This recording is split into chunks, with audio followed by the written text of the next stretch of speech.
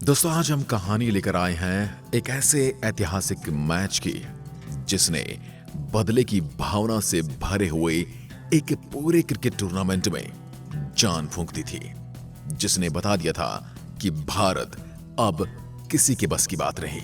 भारत जैसे को तैसा देने में विश्वास रखता है। और उससे पहले बात करते हैं उस सीरीज की, जिस सीरीज में 3-1 से हार रही England back to back 2 match जीतकर सीरीज को ड्रा करा देती है। यानी सीरीज आधी आधी बढ़ जाती है।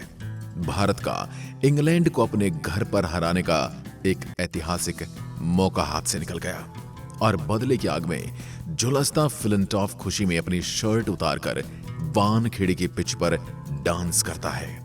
समय के साथ लोग ये बात, ये जिल्लत भूल जाते हैं। हर कोई इस मैच को बस एक और हार के रूप में देखने लगता है। हर कोई सिवाय एक के। एक आदमी मानो फ्लिंटॉफ का वो नाचता हुआ दृश्य अपने दिल में सहेज कर रख लेता है और उसे लौटाने के लिए इंतजार करता है बस एक मौके का। आज हम सुनेंगे बस उस एक मौके की कहानी। इस हार के बाद मानो पूरी की पूरी इंडियन क्रिकेट टीम क्रिकेट खेलना ही भूल गई हो। कुछ महीनों पहले जिस टीम ने साउथ अफ्रीका को साउथ अफ्रीका में जाकर हराया था, वो अब अपने ही घर में जिम्बाब्वे से पिट रही थी। सीरीज के आखिरी मैच में दादा के शतक ने किसी तरह वो सीरीज बचा तो ली, पर ऐसा लग रहा था कि उस हार ने उस टीम के कॉन्फिडेंस को बर्बाद करके रख दिया है।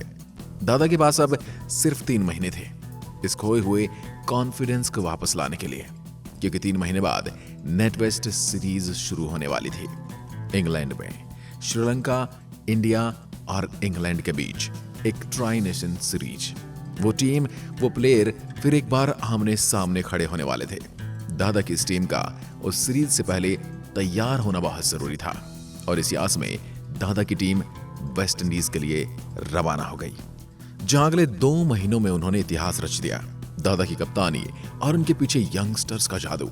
वेस्ट इंडीज से जब यह टीम वापस आई, तब उन्होंने भारतीय क्रिकेट इतिहास में पहली बार वेस्ट इंडीज की धरती पर ओडीआई सीरीज जीती थी और अब इंग्लैंड पहुंचकर अपने शिकार पर झपटने के लिए पूरी तरह से तैयार हो चुकी थी।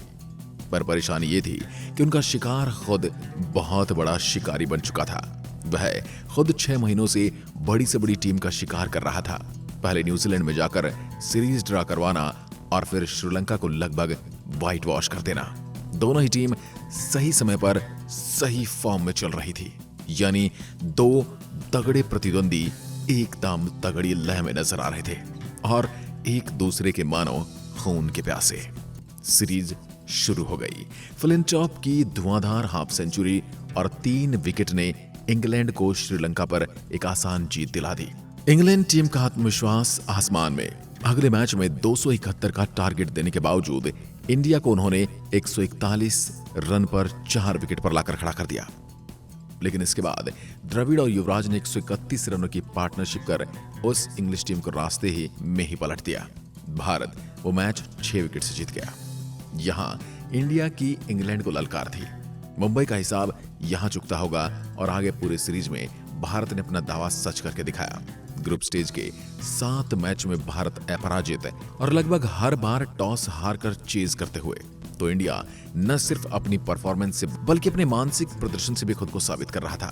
पर इस सब के बावजूद ग्रुप स्टेज में इंग्लैंड के खिलाफ होने वाला आखिरी मैच में इंग्लैंड मैच के पहले खेले जाने वाले रिहर्सल मैच में सीरीज फेवरेट थी इंग्लैंड, क्योंकि 1999 से लेकर 2002 तक भारत 9 बार मल्टी नेशनल टूर्नामेंट के फाइनल तक तो पहुंचा, लेकिन हर बार फाइनल में बुरी तरह से हार गया। ग्रुप स्टेज में चैंपियंस की तरह खेलने वाली यह टीम फाइनल में आकर ढेर हो जाती थी और ग्रुप स्टेज के उस फाइनल मैच में भारत फिर एक बार इतिहास दोहरा रही थी। 32 ओवर के रेन लिमिटेड मैच में फ्लिंटॉफ की हाफ सेंचुरी और 230 रनों का टारगेट। इसके बाद दादा का शानदार प्रदर्शन और जीतने के चांसेस बने और फ्लिंटॉफ ने दादा का विकेट ले लिया। इसके बाद पूरी टीम 165 पर ऑल आउट। आगे मानो गरीबी में आटा गेला। वही खबर आ गई कि कुंबले और सचिन दोनों इंजर्ड हैं। तो फाइनल की सुबह होते होते जीतने के आसार, अपने रेपुटेशन और अपने बदला लेने का मौका दोनों दादा की आंखों से मिटते जा रहे थे। इंडिया टीम के कोच टीम को समझा रहे थे कि फाइनल की चिंता मत करो, बस लड़ो और जीतो। और नसीब से टॉस के ठीक पहले खबर आते कि सचिन और कुंबले ठीक हैं, वे मैच खेल सकते हैं। टीम का लकी चार्म यानी सचिन टीम में लौट रहा था। आखिरकार एक छोटी सी उम्मीद जगी थी। मैच शुरू हुआ। टॉस हारने के बाद एक बार फिर से चेज करना पड़ेगा। इस टूर्नामेंट में पहले ही 5 बार चेज कर चुके थे, तो एक बार और सही। और इसी आत्मविश्वास के साथ टीम इंडिया मैदान पर उतरी। इंग्लिश ओपनर डगमगा रहे थे। हर दूसरी तीसरी गेंद पर विकेट आने के आसार, बस किसी भी समय विकेट आ सकता था। लेकिन जब विकेट हाथ में आई तब पूरी भारतीय टीम सोचने लगी अगर विकेट ना आती तो ही अच्छा रहता, क्योंकि इसके बाद पिच पर आए नासिर हुसैन इस सीरीज में खराब फॉर्म के चलते उनकी कप्तानी और उनकी फॉर्म के लिए काफी सवाल उठाए जा रहे थे और पुराने इंग्लिश प्लेयरों ने उनकी जी भर के निंदा की थी। तो इंग्लिश कप्तान गुस्से में था और आते ही उन्होंने अपना सारा गुस्सा इंडिया पर उतार दिया। अगले 20 ओवर में हुसैन और मार्कस ट्रेस्कॉथिक ने इंडियन बॉलर्स की वो कुटाई की कि सिर्फ 177 गेंदों में 182 रन ठोक दिए। 7 अलग अलग बॉलर्स पूरी तरह नाकाम। देखते ही देखते दोनों बैट्समैन अपनी सेंचुरी पूरी कर चुके थे। उसके बाद फ्लिंटॉफ ने 32 गेंद में 40 रनों की तेज पारी खेल स्कोर को पहुंचा दिया 300 के पार यानी 325 पर। 326 रनों के बड़े टारगेट को चेज करना, वो भी फॉरेन ग्राउंड पर, इतनी खराब रेपुटेशन के साथ। पूरी इंडियन ड्रेसिंग रूम के कंधे झुके हुए थे। करीब करीब हर कोई अपनी हार कबूल कर चुका था, सिवाय एक खिलाड़ी के जो गुस्से से ग्राउंड को देख रहे थे। और फिर वो उठे और ग्राउंड की ओर निकल गए। और फिर शुरू हुआ तांडव। बाल दर बाल और बाउंड्री के बाद बाउंड्री दादा सहवाग के साथ मिलकर T20 की झलक दिखा रहे थे। उन्होंने सिर्फ 35 गेंद में अपनी हाफ सेंचुरी पूरी कर ली और सिर्फ 14 ओवर में स्कोर को 104 रन तक पहुंचा दिया, जो उस समय बहुत बड़ी बात थी।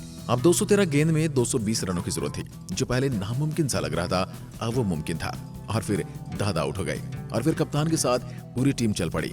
अब सचिन 5वां विकेट के रूप में 140 के स्कोर पर आउट हो गए। वहीं सभी दर्शकों और ड्रेसिंग रूम में बैठे सारे प्लेयर के लिए वही मैच खत्म हो गया था।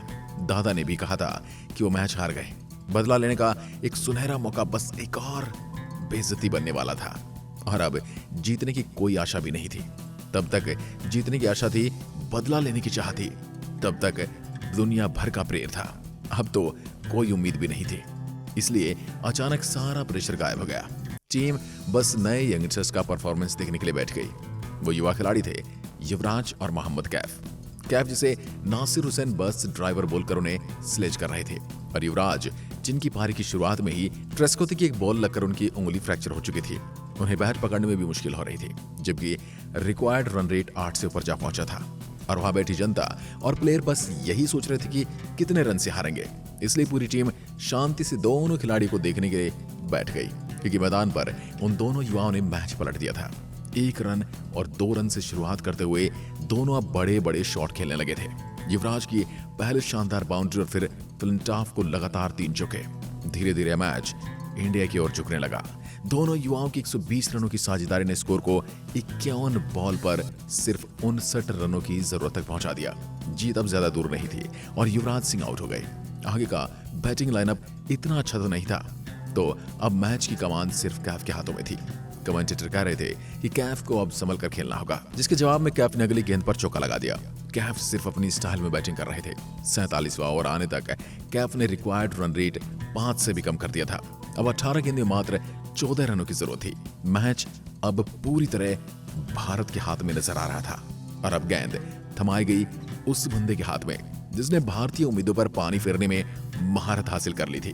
तो फ्लिंटॉफ आया और भज्जी और कुंबले को 3 ही गेंदों में चलता कर दिया। भले अब भारत को 2 ओवर में 11 रन की जरूरत थी, लेकिन विकेट बचे थे मात्र 2। उसमें से 1 ओवर डालना था फ्लिंटॉफ को और वानखेड़े का वो भूत उसके सिर से उतर नहीं रहा था। अब आखिरी ओवर में जीत के लिए 2 रनों की जरूरत थी। ओवर करने आए फ्लिंटॉफ और सामना करने वाले थे जहीर खान। इंग्लिश टीम से पूरी तरह से घिरे हुए जहीर नर्वस थे। दूसरी गेंद आउट की अपील, लेकिन अंपायर ने मना कर दिया। दादा लॉर्ड्स की बालकनी में बैठकर ये सब देख रहे थे। आंखों में गुस्सा, मानो भगवान से प्रार्थना कर रहे हो कि बस एक बार, दोबारा नहीं। तीसरी गेंद जहीर ने हिट की और आगे भागे।